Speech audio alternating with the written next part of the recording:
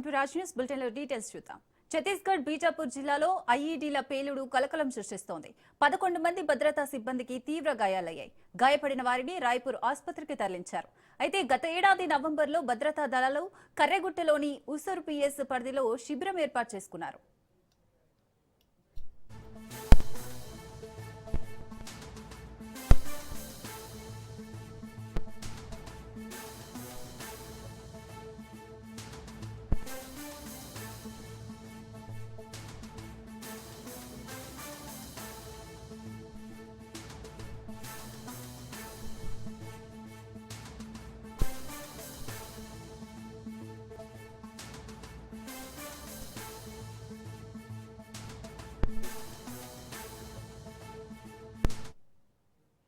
ఛత్తీస్గఢ్ బీజాపూర్ జిల్లాలో ఐఈడీల పేలుడు కలకలం సృష్టిస్తోంది. 11 మంది భద్రతా సిబ్బందికి తీవ్ర గాయాలయ్యాయి.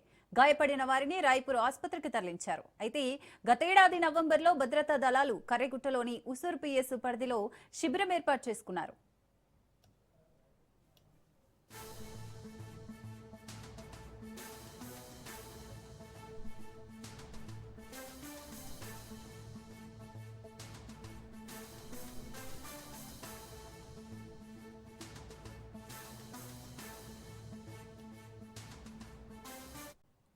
తెలంగాణ భవన్లో కేటీఆర్ సమక్షంలో పలువురు బీఆర్ఎస్ పార్టీలో చేరారు. చేవెళ్ల నియోజకవర్గానికి చెందిన బీజేపీ నేతలకు కండువా కప్పి పార్టీలోకి ఆహ్వానించారు. రానున్న మున్సిపల్ ఎన్నికల్లో కాంగ్రెస్ పార్టీని బొందపెట్టడం ఖాయమని కేటీఆర్ అన్నారు. రాష్ట్రంలో పేద ప్రజలకు న్యాయం జరగాలంటే కేసీఆర్ ముఖ్యమంత్రి కావాలని తెలిపారు.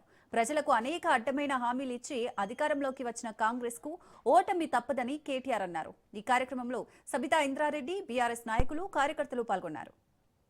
ఇలా వాస్తవం ఏంటి అంటే ఈ 2 ఏళ్లలో రేవంత్ రెడ్డి గారి ప్రభుత్వం, కాంగ్రెస్ ప్రభుత్వం ఏ ఒక్క వర్గాన్ని విడిచిపెట్టకుండా అందరినీ మోసం చేసింది. ఇక మీకు గెలిపించిన మీ ఎమ్మెల్యే ఉండే యాదయ్య గారు, మీరు నిజంగా చెప్పాలంటే నిజాయితీగా కాంగ్రెస్ వాళ్ళు ఎన్ని చెప్పినా మీరు చేవెళ్ల నియోజకవర్గం వాళ్ళు మీరు వినలేదు. వినకుండా కేసీఆర్ మనిషి అన్నాడు అనుకుని యాదయ్య గారిని గెలిపించారు. మరి యాదయ్య గారికి ఏమైందో తెలియదు. గెలవంగానే ఆయనతో పోయిండు రేవంత్ రెడ్డి సంకల కూర్చొని ఏమైంది యాదన్న అంటే, మొన్న ఈ మధ్యన మీరు చూసుంటారు, మీ చేవెళ్ల పక్కకే వికారాబాద్ ఉంటుంది. వికారాబాద్ నుంచి స్పీకర్ గారు ఉన్నారు. స్పీకర్ గారు యాదయ్య గారు మంచి దోస్తులు, పాతకాలం నుంచి మా అక్కకు తెలుసు. ఒకటే బండి మీద ఎక్కి తిరిగేటోళ్ళు ఇద్దరు కాంగ్రెస్ పార్టీలు ఉన్నప్పుడు.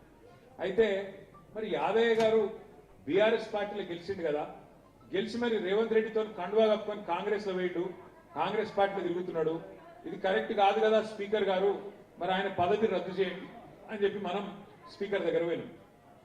స్పీకర్ గారు ఇలా ఎట్లయిపోయిందంటే పరిస్థితి, వెనకడికి మహాభారతంలో ఒక ఆయన ఉండేనట, పెద్ద మనిషి, ధృతరాష్ట్రుడు అని ఉండేనట. ఆయన పక్కకు ఆయన భార్య గాంధారి ఉంటుండే. ఈ ధృతరాష్ట్రుడు ఏంటంటే ఆయన కళ్ళబడ్డా కూడా అన్యాయం జరుగుతుంది అని కళ్ళబడితే కూడా ఆయన కనబడనట్టు యాక్టింగ్ చేస్తుండేనట. ఇక గాంధారి అమ్మనేమో ఆమె కళ్ళ గద్దలు కట్టుకొని కూర్చుంటుండేనట. ఇలా మన స్పీకర్ గారి పరిస్థితి కూడా ఒక ధృతరాష్ట్రుని లెక్కనే ఉన్నది.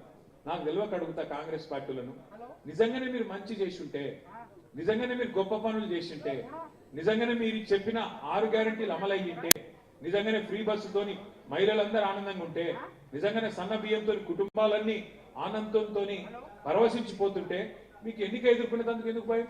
అవును యాదయ్య మా పార్టీలో చేరిండు కాబట్టి రద్దు చేయండి, మళ్ళా చేవెళ్ల ప్రజల దగ్గరికి పోతాం, ఓటు అడుగుతాం, కాంగ్రెస్ పార్టీ మంచిగా చేస్తే గెలిపిస్తారు అని చెప్పి ఎన్నికలకు పోయే ధైర్యం రేవంత్ రెడ్డికి ఎందుకు లేదు? ఎందుకంటే ఆయనకి ఎరికే. ఎందుకంటే అందరూ. ప్రకాశం జిల్లా చీమకుర్తిలో రాజ్ న్యూస్ క్యాలెండర్ ను టీడీపీ నాయకులు ఆవిష్కరించారు. ఈ కార్యక్రమంలో మున్సిపల్ కమిషనర్, మున్సిపల్ చైర్మన్ పాల్గొన్నారు. ప్రజల పక్షాన నిలబడుతున్న రాజ్ న్యూస్ యాజమాన్యానికి, ప్రేక్షకులకు రిపబ్లిక్ డే శుభాకాంక్షలు టీడీపీ నేతలు తెలిపారు. ఈ కొత్త సంవత్సరంలో బాగా ప్రజల్లోకి వెళ్లి ప్రజల పక్షాన నిలబడాలని కోరారు.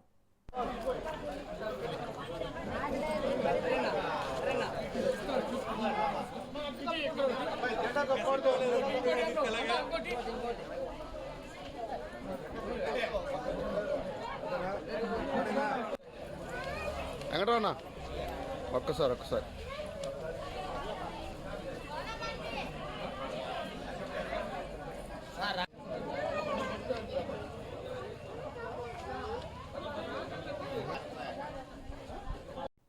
మెదక్ జిల్లా నర్సాపూర్లో జాతీయ జెండాకు అవమానం జరిగింది. నియోజకవర్గంలో 77వ గణతంత్ర దినోత్సవ వేడుకల్లో భాగంగా ఆర్డీఓ కార్యాలయంలో ఆర్డీఓ మైపాల్ జాతీయ జెండాను ఆపోజిట్ డైరెక్షన్లో ఎగురవేశారు.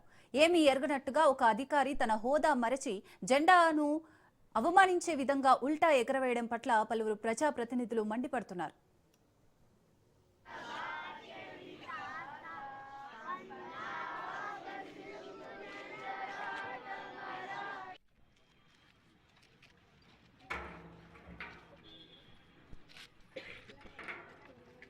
सावधान।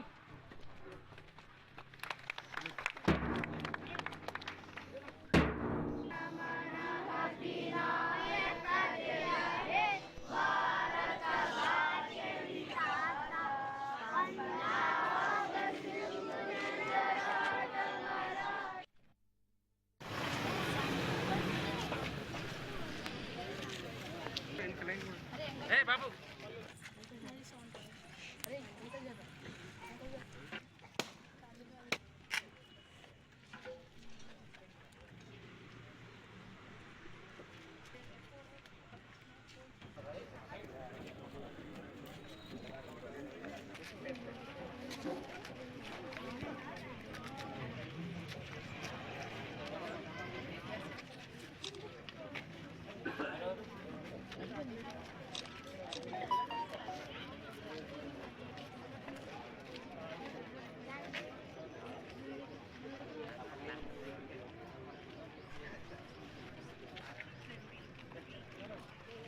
తిరుమల శ్రీవారి రథసప్తమి వేడుకలు అత్యంత అద్భుతంగా నిర్వహించామన్నారు టీటీడీ చైర్మన్ బీఆర్ నాయుడు.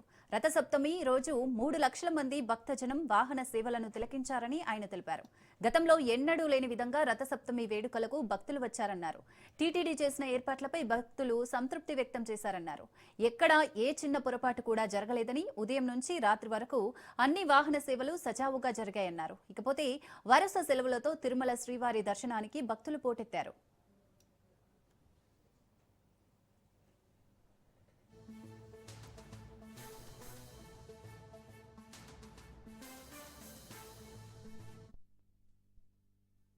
మూడు లక్షల మంది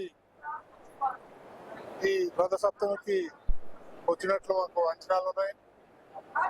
అదేవిధంగా ఎప్పుడు లేనంత విధంగా సుమారు 15,000 వెహికల్స్ కూడా రావడం జరిగింది. ఎక్కడ చూసినా జనం జనం జనం భక్తులందరూ కూడా పరవశించిపోతున్నారు. ఈ ఏర్పాట్లన్నీ కూడా టీటీడీ, అదేవిధంగా రాష్ట్ర ప్రభుత్వం, అదేవిధంగా పోలీస్ శాఖ, ముఖ్యంగా మన టీటీడీ అధికారులందరూ కూడా పక్కాగా పకడ్బందీగా ఈ ఏర్పాట్లన్నీ చేయడం జరిగింది. ఎక్కడా కూడా ఎటువంటి చిన్న పొరపాటు జరగలేదు, చిన్న ఇన్సిడెంట్ కూడా జరగలేదు. ఈ కార్యక్రమాలన్నీ కూడా చాలా దిగ్విజయంగా జరిగాయి. ముఖ్యంగా ఈ భక్తులకందరికి కూడా పేరు పేరున ధన్యవాదాలు తెలియజేసుకుంటున్నాం. ఎందుకంటే ఎంతో ఓపికగా గ్యాలరీలో కూర్చుంటూ ఈ రథోత్సవాలు ఏవైతే ఉన్నాయో అన్నిటి కూడా తిలకించడం జరిగింది. వాళ్ళందరికీ కూడా అన్నప్రసాదాలన్నీ కూడా ప్రతి 2 గంటలకి వాళ్ళకి సప్లై చేయడం జరిగింది. ప్రతి ఒక్కరు కూడా చాలా సంతోషంగా వాళ్ళు ఉన్నారు.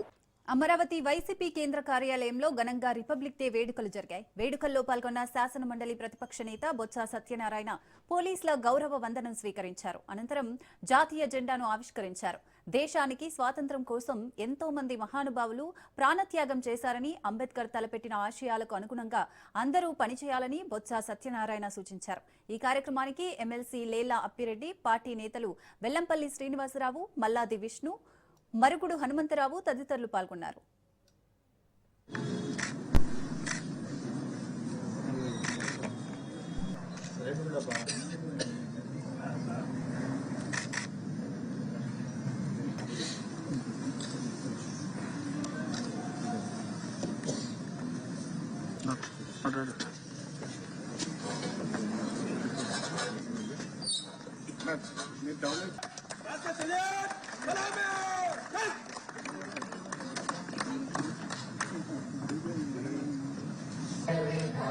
गुजरात मराठा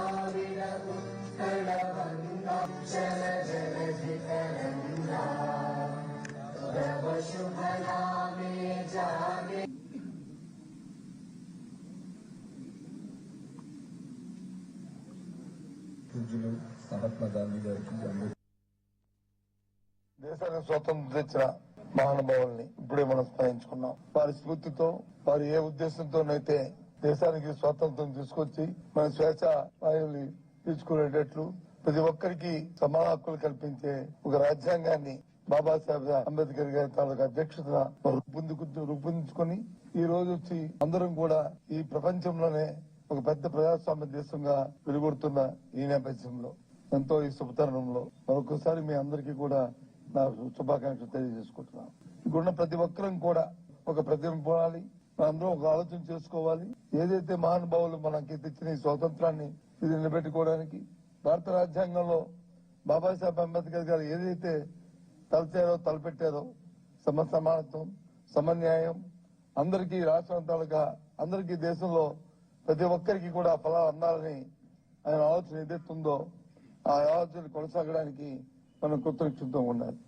దురదృష్టవశాత్తు ఇవాళ వస్తున్న మరి ప్రభుత్వాలు ఆ స్ఫూర్తిని వారు విడనాడి వ్యక్తిగత మరి కాంక్షతో, వ్యక్తిగతమైన ఆలోచనతో, స్వార్థంతో, అవినీతితో ఇవాళ పరిపాలన చేస్తున్న ఈ నేపథ్యంలో దురదృష్టవశాత్తు మన రాష్ట్రంలో అయితే ఇంకా మితిమీరుతున్న ఈ కార్యక్రమాల్ని మరి ఎండగట్టి వాటిని కాకుండా మా ఉద్యమ స్ఫూర్తితో పెద్దల తాలూకు ఏదైతే ఆలోచన ఉందో ఈ స్వాతంత్ర ఫలాల్ని మరి అందరికీ సమానంగా అందాలని నిశ్చయం ఏదవుతుందో దానికి ప్రతి ఒక్క మరి వైఎస్ఆర్సీపీ కార్యకర్త నవం కట్టాలని మరి మీ అందరికీ కూడా పిలిపిస్తూ బసవతారకం క్యాన్సర్ ఆసుపత్రిలో ఎమ్మెల్యే బాలకృష్ణ జాతీయ జెండాను ఆవిష్కరించారు. అనంతరం హాస్పిటల్లో జెండా ఆవిష్కరించడం చాలా సంతోషంగా ఉందని అన్నారు. క్యాన్సర్ అనగానే ప్రతి ఒక్కరికి గుర్తుకు వచ్చేది డాక్టర్ దత్తాత్రేయుడు నోరి అని బాలకృష్ణ తెలిపారు. బసవతారకం హాస్పిటల్ ఈ రోజు ఇంత పేరుగాంచింది అంటే నోరి దత్తాత్రేయుడే అని అన్నారు. ఈ కార్యక్రమంలో హాస్పిటల్ వైద్యులు, సిబ్బంది పలువురు పాల్గొన్నారు.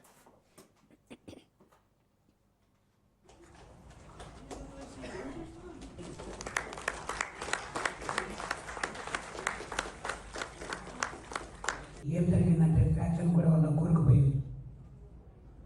హిందూపురం నుంచి బాలయ్య బాబు గారు అంత గొప్ప వ్యక్తి, లక్షలాది మంది క్యాన్సర్ పేషెంట్ ఉన్నటువంటి కుటుంబం. We express our happiness. Sir, I request Chairman Garu to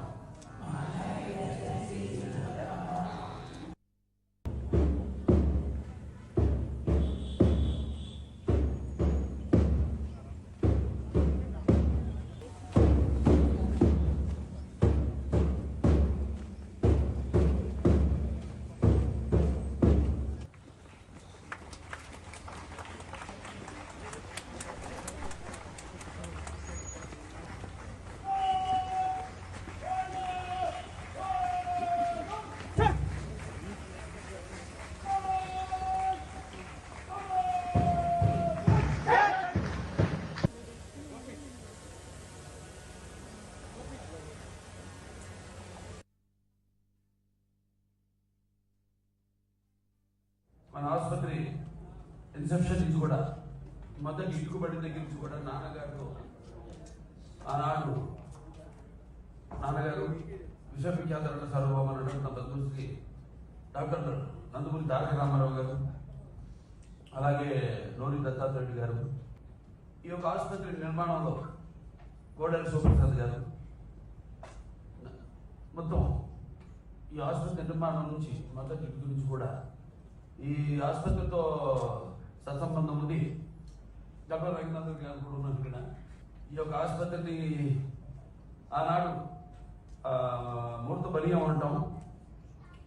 అద్భుతమైన ఒక ఈ ఆసుపత్రి ఆవిష్కరణ ఆనాడు చేయడం జరిగింది. ఆ ఆసుపత్రి మొదటి నుంచి కూడా ఈ యొక్క ఆసుపత్రి బాగోగులు అంటే ఈ యొక్క ఆసుపత్రికి కావాల్సిన పరికరాలు ఏవైతే ఏంటో మరి మన దత్తాత్రేయుడు గారు వెన్నుముకగా ఉంటూ ఈ ఆసుపత్రిని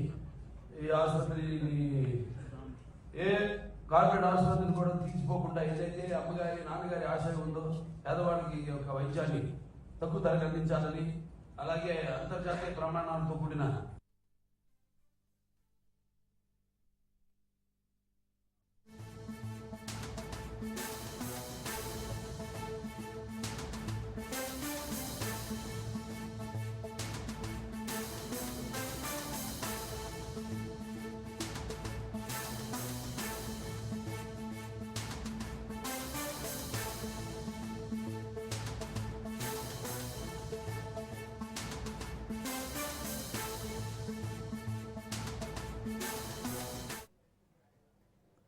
రైట్, బ్రేకింగ్ చూస్తున్నాం. సింగరేణి కుంభకోణంపై రేపు గవర్నర్ జిష్ణుదేవ్ వర్మను బీఆర్ఎస్ నేతల బృందం కలవనుంది. కాంగ్రెస్ ప్రభుత్వం అవినీతిలో కూరుకుపోయిందని, ముఖ్యంగా సింగరేణి సంస్థలో వేల కోట్ల రూపాయల ప్రజాధనాన్ని లూటీ చేస్తోందని, భారీ కుంభకోణంపై సమగ్ర విచారణ జరిపించి బాధ్యులపై కఠిన చర్యలు తీసుకోవాలని కోరుతూ రేపు బీఆర్ఎస్ వర్కింగ్ ప్రెసిడెంట్ కేటీఆర్ నాయకత్వంలో పార్టీ ప్రతినిధి బృందం గవర్నర్ను కలవాలని నిర్ణయించుకుంది.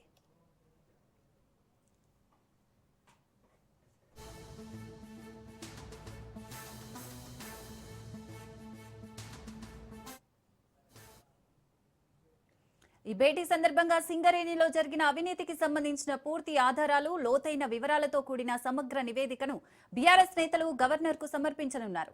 సింగరేణి వంటి ప్రతిష్టాత్మక సంస్థలో జరిగిన భారీ కుంభకోణంలో సీఎం, డిప్యూటీ సీఎం, మంత్రులు నేరుగా భాగస్వాములయ్యారని పార్టీ ఆరోపిస్తోంది. ఈ వ్యవహారంపై రాజ్యాంగబద్ధమైన పదవిలో ఉన్న గవర్నర్ వెంటనే స్పందించి తగిన చర్యలు తీసుకోవాలని విజ్ఞప్తి చేయనున్నారు.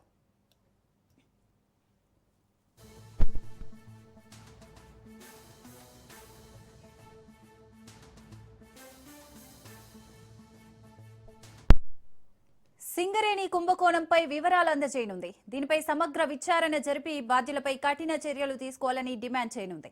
సింగరేణి కుంభకోణంలో సీఎం రేవంత్, డిప్యూటీ సీఎం బట్టి విక్రమార్క, మంత్రుల పాత్రపై ఫిర్యాదు చేయనుంది బీఆర్ఎస్ బృందం.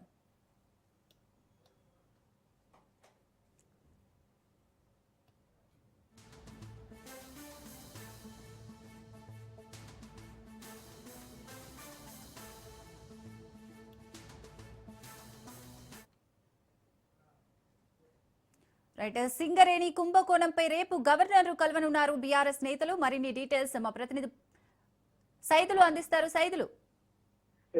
సిరిసాగర్, రేపు మధ్యాహ్నం 3:30 బీఆర్ఎస్ వర్కింగ్ ప్రెసిడెంట్ కేటీఆర్ నేతృత్వంలోని బీఆర్ఎస్ పార్టీ ఎమ్మెల్యేలందరూ రేపు గవర్నర్ ని కలవనున్నారు. ఇప్పటికే అపాయింట్మెంట్ అడగడం జరిగింది.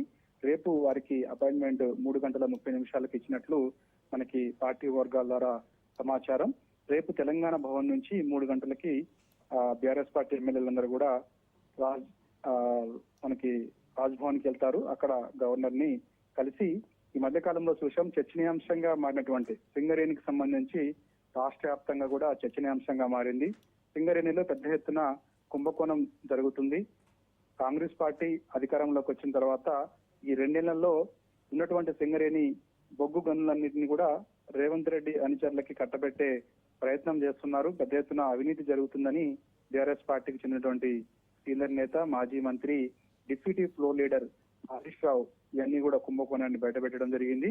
కాబట్టి ఇప్పటికే అనేక సార్లు మీడియా ముందుకు వచ్చి కూడా ఆధారాలతో సహా అంటే బొగ్గు కుంభకోణంలో జరుగుతున్నటువంటి విషయాల్ని మీడియా ద్వారా ఎప్పటికప్పుడు ప్రజలకి బీఆర్ఎస్ పార్టీకి చెందినటువంటి ప్రజాప్రతినిధులు చెప్తూ వస్తున్నారు. టెండర్లన్నింటినీ కూడా రద్దు చేయాలని ప్రధానంగా డిమాండ్ చేస్తున్నారు. ఎందుకంటే నైని కోల్ బ్లాక్ రద్దు కాదు, మొత్తం టెండర్లని రద్దు చేయాలని ప్రధానంగా బీఆర్ఎస్ పార్టీ డిమాండ్ చేస్తూ వస్తుంది. కాంగ్రెస్ పార్టీ అధికారంలోకి వచ్చిన తర్వాత అసలు ఎన్ని టెండర్లు సింగరేణిలో ఎవరెవరికి కట్టబెట్టారు ఏంటి అనేది మొత్తం బయట పెట్టాలని కూడా బీఆర్ఎస్ పార్టీ డిమాండ్ చేస్తుంది. కాబట్టి ఈ ఆధారాలన్నీ కూడా బయట పెట్టినప్పటికీ కూడా రాష్ట్ర ప్రభుత్వం నుంచి ఎటువంటి స్పందన రాకపోవడంతో రేపు మధ్యాహ్నం 3:30 బీఆర్ఎస్ పార్టీ నేతృత్వంలోని ఎమ్మెల్యేలందరూ కూడా గవర్నర్ ని కలిసి ఆధారాలతో సహా వినతి పత్రం గవర్నర్ కి ఇవ్వనున్నారు. దానిపైన చర్యలు తీసుకోవాలని లిఖితపూర్వకంగా రిక్వెస్ట్ కూడా చేసే అవకాశం ఉంది. ఇప్పటికే బొగ్గు శాఖ మంత్రిగా, కేంద్ర మంత్రిగా ఉన్నటువంటి కిషన్ రెడ్డికి బీఆర్ఎస్ పార్టీ లేఖ కూడా రాయడం జరిగింది. దీనిపైన విచారణ చేయాల్సిందిగా అందులో పేర్కొన్నారు. మాజీ మంత్రి హరీష్ రావు కిషన్ రెడ్డికి లేఖ కూడా రాశారు. బొగ్గు కుంభకోణం రాష్ట్ర ప్రభుత్వం పాల్పడుతుంది కాబట్టి దానిపైన సమగ్ర విచారణ చేసి చర్యలు తీసుకోవాలని చెప్పేసి కూడా లేఖలో పేర్కొనడం జరిగింది. కాబట్టి కేంద్ర రాష్ట్ర ప్రభుత్వాలు స్పందించకపోతే మాత్రం మరో ఉద్యమ కార్యాచరణ కూడా సిద్ధమవుతామని చెప్పేసి కూడా బీఆర్ఎస్ పార్టీ అంటుంది. కాబట్టి సింగరేణి బొగ్గు కుంభకోణంపై రేపు గవర్నర్ కలిసి దీనిపైన ఫిర్యాదు చేయనున్నారు బీఆర్ఎస్ పార్టీకి చెందినటువంటి ఎమ్మెల్యేలు. Right, thank you Saidulu.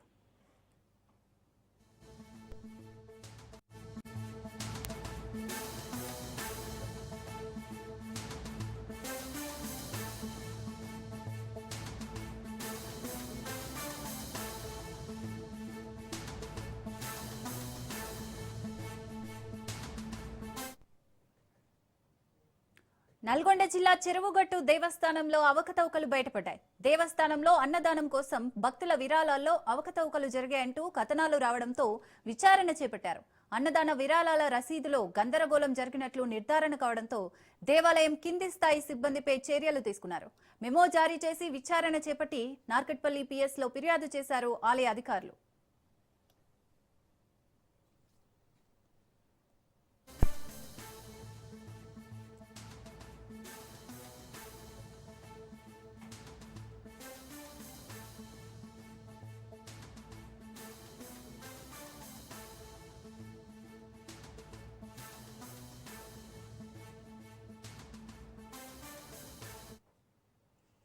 Nalgonda జిల్లా చెరువుగట్టు దేవస్థానంలో అవకతవకలు బయటపడ్డాయి. దేవస్థానంలో అన్నదానం కోసం భక్తుల విరాళాల్లో అవకతవకలు జరిగాయంటూ కథనాలు రావడంతో విచారణ చేపట్టారు. అన్నదాన విరాళాల రసీదులో గందరగోళం జరిగినట్టు నిర్ధారణ కావడంతో దేవాలయ కింది స్థాయి సిబ్బందిపై చర్యలు తీసుకున్నారు. మెమో జారీ చేసి విచారణ చేపట్టి నార్కట్పల్లి పిఎస్లో ఫిర్యాదు చేశారు ఆలయ అధికారులు.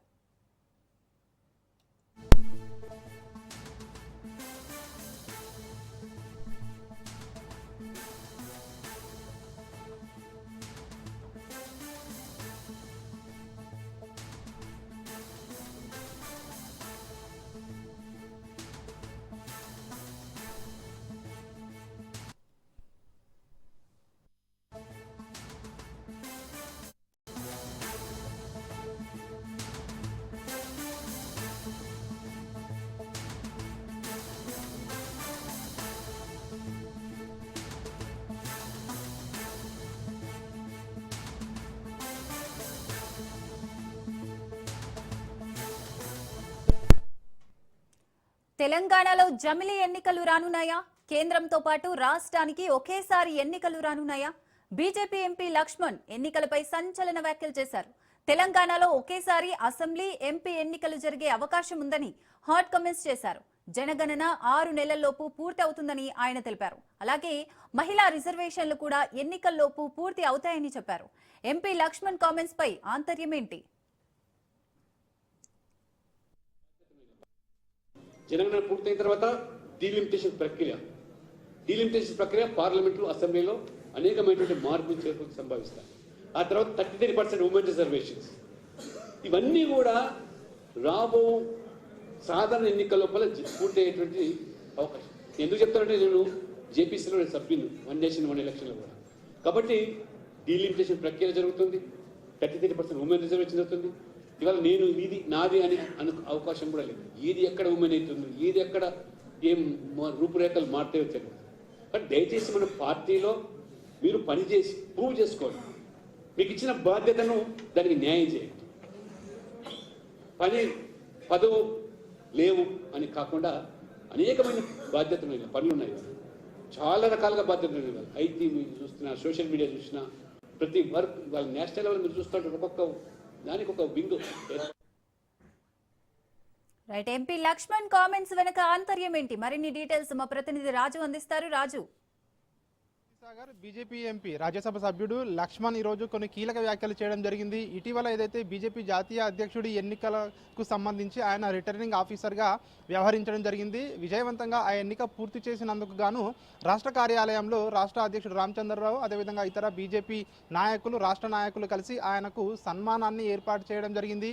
అయితే ఈ కార్యక్రమంలో ఎంపీ లక్ష్మణ్ కొన్ని కీలక వ్యాఖ్యలు చేయడం జరిగింది. ఏదైతే వన్ నేషన్ వన్ ఎలక్షన్కు సంబంధించి ఇప్పటికే బీజేపీ ప్రభుత్వం ఏదైతే పావులు కదుపుతా ఉంది, ఖచ్చితంగా ఈ టర్మ్లోనే, ఈ ప్రభుత్వం నరేంద్ర మోడీ టర్మ్లోనే, మూడవ టర్మ్లోనే తీసుకురావాలని చెప్పేసి ఇప్పటికే పెద్ద ఎత్తున దీనికి సంబంధించి ఒకవైపు బ్యాక్ ఎండ్ దీనికి పన్ను నడుస్తూ ఉన్నట్టుగా కూడా తెలుస్తూ ఉంది. అయితే ఈ నేపథ్యంలోనే ఎంపీ లక్ష్మణ్ కొన్ని కీలక కామెంట్లు చేయడం జరిగింది. వచ్చే తెలంగాణలో జరిగే ఎన్నికలు కూడా పార్లమెంట్ ఎన్నికలతో కలిపి జరిగే అవకాశం ఉన్నట్టుగా కూడా ఆయన చెప్పడం జరిగింది. అదేవిధంగా జనాభా లెక్కలకు సంబంధించి కూడా కొన్ని కీలక వ్యాఖ్యలు చేయడం జరిగింది. గతంలో జనాభా లెక్కలు పూర్తి చేసేందుకు 2 నుంచి 3 సంవత్సరాల సమయం తీసుకునేది, కానీ ఈసారి మాత్రం జనాభా లెక్కలు కేవలం 6 నెలల్లో పూర్తి చేసేందుకు కసరత్తు జరుగుతుందని చెప్పి కూడా ఎంపీ లక్ష్మణ్ కామెంట్ చేయడం జరిగింది. అదేవిధంగా ఈ వన్ నేషన్ వన్ ఎలక్షన్కు సంబంధించి అంతకు ముందే ఏదైతే దేశవ్యాప్తంగా కూడా డీలిమిటేషన్ ప్రక్రియ నియోజకవర్గాల పునర్విభజన ప్రక్రియ కూడా పూర్తి కాబోతా ఉంది. అదేవిధంగా అసెంబ్లీ స్థానాలు, లోక్సభ స్థానాలు కూడా పెరిగే అవకాశం ఉందని చెప్పి కూడా ఆయన ఏదైతే కొంతమంది నాయకులకు, కార్యకర్తలతో మాట్లాడుతూ ఆయన ఈ కామెంట్ అయితే చేయడం జరిగింది. అదేవిధంగా ఏదైతే మహిళా రిజర్వేషన్కు సంబంధించి 33% రిజర్వేషన్ ఇస్తామని చెప్పి కూడా ఏదైతే గతంలో ఇప్పటికే ఏదైతే పార్లమెంట్లో బిల్లు కూడా బీజేపీ ప్రభుత్వం పెట్టింది, దాని ఇంకా అమలు కావడం లేదు. దీనికి సంబంధించి కూడా అయితే ఈ 2029లో జరుగుతుందా ఎన్నికలు, అదైతే 2028లో జరుగుతాయా అన్నది క్లారిటీ లేనప్పటికీ జమిలీ ఎన్నికలు ఒకేసారి ఎన్నికలు రాష్ట్రానికి ఇటు లోక్సభకు రెండు కూడా ఒకేసారి ఎన్నికలు జరిగే అవకాశం ఉన్నట్టుగా కూడా ఆయన ఈ వ్యాఖ్యలు అయితే చేయడం జరిగింది. ఆయన ప్రస్తుతము జేపీసీ కమిటీలో మెంబర్గా ఉన్నారు, జాయింట్ పార్లమెంటరీ కమిటీలో. సో ఖచ్చితంగా ఆయనకు సమాచారం ఉంది కాబట్టి ఇట్లాంటి వ్యాఖ్యలు చేశారనే చర్చ కూడా ఇప్పటికే జరుగుతూ ఉంది. మొత్తానికైతే 2029లో జరిగే అవకాశం జమిలీ ఎన్నికలు, తెలంగాణ రాష్ట్రానికి సంబంధించి ఎన్నికలు, జమిలీ ఎన్నికలు దేశవ్యాప్తంగా ఒకేసారి జరిగే అవకాశాలే ఎక్కువగా ఉన్నాయని చెప్పేసి ఆయన కామెంట్స్తో మరొకసారి అయితే తెలుస్తూ ఉంది. మొత్తానికైతే ఈ యొక్క ఎన్నికలు, అదేవిధంగా జనాభా లెక్కల ప్రక్రియ పూర్తి 6 నెలల్లో చేయడం, అదేవిధంగా ఇటు ఏదైతే మహిళా రిజర్వేషన్ ప్రక్రియ అది కూడా అమలు చేయడము, అదేవిధంగా డీలిమిటేషన్ ప్రక్రియ ఇవన్నీ కూడా జరుగుతాయి. జరిగిన తర్వాత ఎన్నికలకు వెళ్తామని చెప్పి కూడా ఆయన అయితే కామెంట్ చేసిన పరిస్థితి కనిపిస్తూ ఉంది. అయితే రాజు, నిజంగా 6 నెలల్లోపు జనగణన పూర్తి చేయడం అనేది నిజంగా సాధ్యమవుతుందంటారా? ఎస్, ఎందుకంటే మనం గతంలో చూసుకున్నట్టయితే ఏదైతే గతంలో సంవత్సరాలకు కూడా జనగణనకు సంబంధించి ఆ సమయం తీసుకునేది, కానీ ఇప్పుడు వచ్చినటువంటి టెక్నాలజీ కానివచ్చు, అదేవిధంగా ఆధార్ ఎనేబుల్డ్ కావచ్చు. సో ఇవన్నీ టెక్నాలజీ వచ్చిన తర్వాత కూడా అత్యాధునికంగా కూడా ఈ జనాభా లెక్కలను చేసేందుకు కేంద్ర ప్రభుత్వం సిద్ధమవుతున్నట్టుగా కూడా తెలుస్తూ ఉంది. ఇప్పటికే దీనికి సంబంధించి జనాభా లెక్కలకు సంబంధించి 2026లో ప్రారంభిస్తామని చెప్పేసి కూడా గతంలోనే కేంద్ర ప్రభుత్వం ఇప్పటికే ప్రకటన చేసిన నేపథ్యంలో దీనికి సంబంధించి 6 నెలల్లో పూర్తి చేసే విధంగా కూడా ఒక ప్రణాళిక రూపొందించుకుంటున్నట్టుగా కూడా ఆయన మాటల ద్వారా మనకు తెలుస్తూ ఉంది. 6 నెలల్లో జనాభా ప్రక్రియ పూర్తయిన తర్వాత డీలిమిటేషన్కి వెళ్ళే అవకాశం ఉంటుంది. ఎందుకంటే జనాభా ప్రాతిపదికన ఈ యొక్క డీలిమిటేషన్ ప్రక్రియలో ఈ అసెంబ్లీ స్థానాలు కానివచ్చు, లోక్సభ స్థానాలు కానివచ్చు పెరిగే అవకాశం ఉంటుంది. తెలంగాణలో కూడా ఇంకా అసెంబ్లీ స్థానాలు పెరిగే అవకాశం ఉంటుంది, అదేవిధంగా లోక్సభ స్థానాలు కూడా పెరిగే అవకాశం ఉంటుంది. నియోజకవర్గాల బౌండరీస్ కూడా అన్ని దాదాపు కొన్ని మారే అవకాశం మనకు కనిపిస్తూ ఉంది. ఈ డీలిమిటేషన్ ప్రక్రియ కూడా పూర్తి అవుతుందని చెప్పి కూడా ఆయన మాటల ద్వారా మనకు తెలుస్తూ ఉంది. ఈ ప్రక్రియ పూర్తయిన తర్వాత ఏదైతే మహిళా రిజర్వేషన్ గత కొన్ని సంవత్సరాలుగా, దశాబ్దాలుగా కూడా ఏదైతే పార్లమెంట్లో పెండింగ్లో ఉంటూ వస్తూ ఉందో మహిళలకు 33% రిజర్వేషన్ ప్రక్రియ కూడా ఈ యొక్క నరేంద్ర మోడీ నాయకత్వంలోనే ఖచ్చితంగా అమలు చేసి తీరుతామని చెప్పేసి కూడా లక్ష్మణ్ కామెంట్ ద్వారా మనకు అర్థమవుతా ఉంది. కాబట్టి కొన్ని కీలకమైనటువంటి విషయాలు, 1 నేషన్ 1 ఎలక్షన్ కానివచ్చు, మహిళా రిజర్వేషన్ కానివచ్చు, డీలిమిటేషన్ ప్రక్రియ కానివచ్చు, సో ఇట్లాంటి కీలకమైనటువంటి అంశాలు గత కొన్ని సంవత్సరాలుగా బీజేపీ ఏదైతే చెప్తా ఉందో సో అవన్నిటినీ కూడా పూర్తి చేసిన తర్వాతనే ఎన్నికలకు వెళ్ళే అవకాశం ఉన్నట్టుగా కూడా ఇప్పటికే మనకు తెలుస్తూ ఉంది. ఆయన వ్యాఖ్యలు కూడా మరింత బలాన్ని చేకూర్చినట్టయింది. సో ప్రధానంగా ఏదైతే తెలంగాణకు సంబంధించి కొంతమంది నాయకులకు కూడా ఈ మీటింగ్ ద్వారా ఆయన ఏదైతే కొంతమందికి చెప్పే ప్రయత్నం కూడా చేయడం జరిగింది. నాయకులు ఎవరు అధైర్యపడదు, ఖచ్చితంగా సీట్లు కూడా పెరిగే అవకాశం ఉంటుందని చెప్పి కూడా చెప్తూ ఆయన ఈ వ్యాఖ్యలు చేసిన నేపథ్యంలో ఖచ్చితంగా తెలంగాణలో ఎన్నికలకు సంబంధించి లోక్సభ ఎన్నికలతో పాటే జమిలీ ఎన్నికలు జరిగే అవకాశాలే ఎక్కువగా ఉన్నాయని చెప్పేసి కూడా ఆయన మాటల ద్వారా మనకు అర్థమవుతా ఉంది. అయితే రాజు, నిజంగా తెలంగాణలో జమిలీ ఎన్నికలు గనక జరిగితే సిచ్యువేషన్స్ ఏ విధంగా మారే ఛాన్స్ ఉందంటారు మన తెలంగాణ రాజకీయంలో? ఎస్, ఇప్పటికే గతంలో మనం చూసుకున్నట్టయితే ఏదైతే 2014 వరకు కూడా తెలంగాణలో జమిలీ ఎన్నికలు అంటే ఏదైతే లోక్సభ ఎన్నికలతో పాటే కూడా తెలంగాణలో కూడా 2014 వరకు కూడా ఎన్నికలు ఏకకాలంలో జరిగేటివి. సో అసెంబ్లీ అదేవిధంగా పార్లమెంటు రెండు ఒకేసారి జరిగేటివి. కానీ 2014 తెలంగాణ రాష్ట్ర ఏర్పాటు తర్వాత ఏదైతే 2019లో ఎన్నికలు జరగాల్సి ఉంటుంది. కానీ 2014 తర్వాత రాష్ట్రంలో బీఆర్ఎస్ పార్టీ, కేసీఆర్ నాయకత్వంలో బీఆర్ఎస్ పార్టీ అధికారంలోకి రావడం జరిగింది. బీఆర్ఎస్ పార్టీ అధికారంలోకి వచ్చిన తర్వాత 2019 కంటే ముందు ఆయన ముందస్తుకు వెళ్ళడం జరిగింది.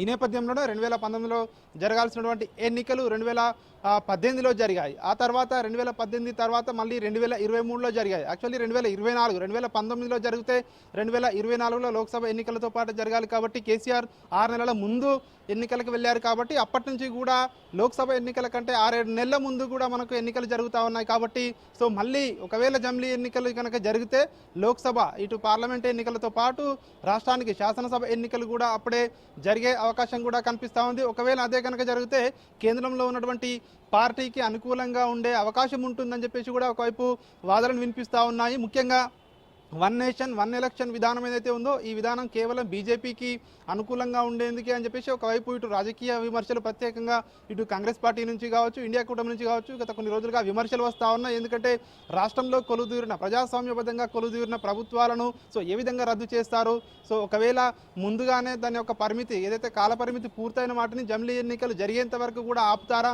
ఇట్లాంటి ప్రశ్నలు కూడా చాలా వరకు కూడా వచ్చాయి. దీనికి సంబంధించి ఒకవైపు జమిలీ ఎన్నికలకు సంబంధించి పార్లమెంట్లో దీనికి సంబంధించి చర్చ కూడా గతంలో ఒకసారి జరిగింది. మళ్ళీ దీనికి సంబంధించి పూర్తి స్థాయి నిర్ణయం కూడా ఇంకా తీసుకోలేదు.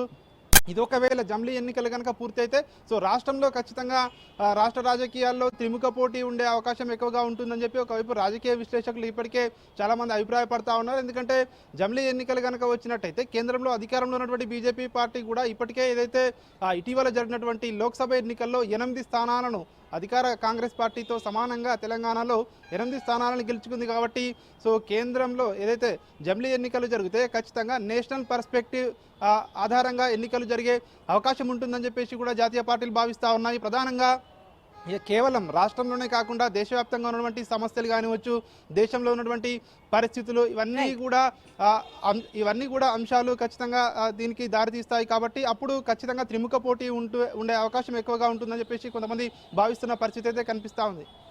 Right, thank you Raju.